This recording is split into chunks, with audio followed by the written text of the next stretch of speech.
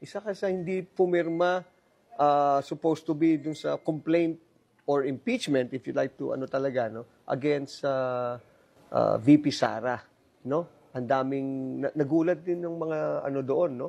When everyone else wants to, alam mo na, get in the good graces of the powers that be na sinasabi nila. Ikaw hindi. You chose to be independent-minded and just followed what's in your heart. What triggered you? Anong pinaka driving force mo dyan to not to sign? Boss, alam mo, malaking factor yung kung paano ako pinalaki ng parents ko eh. Yung prinsipyo ba? Kasi anak mahirap ako, lumaki ako sa bahay kubo.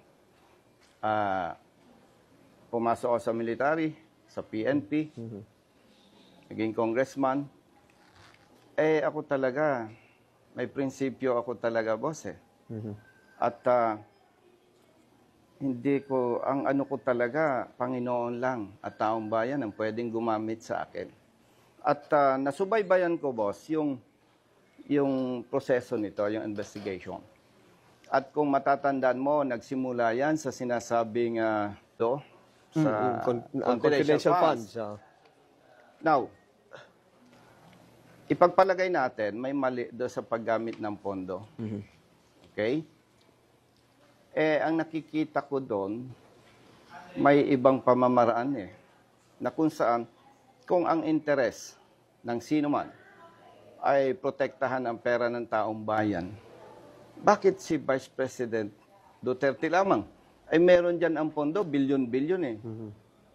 Gusto ba nilang sabihin na ina-assume nila na itong bilyong-bilyong pondo ng taong bayan ay nagagamit ng iba ng maayos? Ako, hindi naman ako manghuhula, boss. Hindi ako maniniwala. So, my point is, dapat, especially kapag elected official ka, ang titingnan mo yung interes ng taong bayan, hindi yung interes kung saan ka makikinabang. For me, hindi tama eh. Away politika ito. So everything is politics lang. Dapat, ang tingnan, interes ng taong bayan.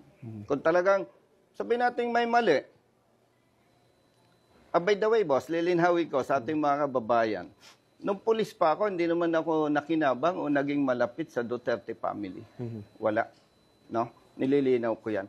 So going back, ang tinitingnan ko kung tama yon, kahit 10 pages, pepermahan ko eh. Pero alam ko, mali eh. Bakit? Hindi interes ng taong bayan ang tinitingnan dun eh. Kaya hindi ako pumirma. Hindi ako namumulitika. Definitely. Alam ko lang na gusto ko, boss, pag may pinirmahan ako, kaya kong panindigan, kaya kong tayon. Ba't ka pumirma? Ayaw ko yung, hindi ko kaya sagutin eh.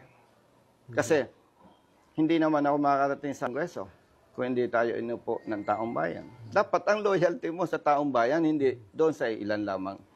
And before na nag-decide ako, ini-expect ko na, puputulan ako ng pondo.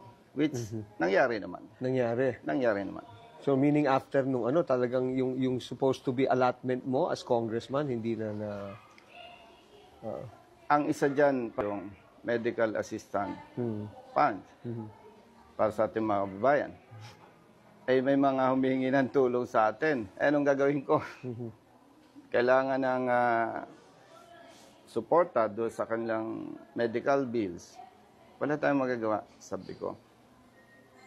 Masakit, gusto mong tumulong, di ka makatulong. Kinalisan ka ng pondo. O, anong magagawa mo? Hindi ko pinagsisisihan yon. Ang importante sa akin, ang loyalty ko sa taong bayan.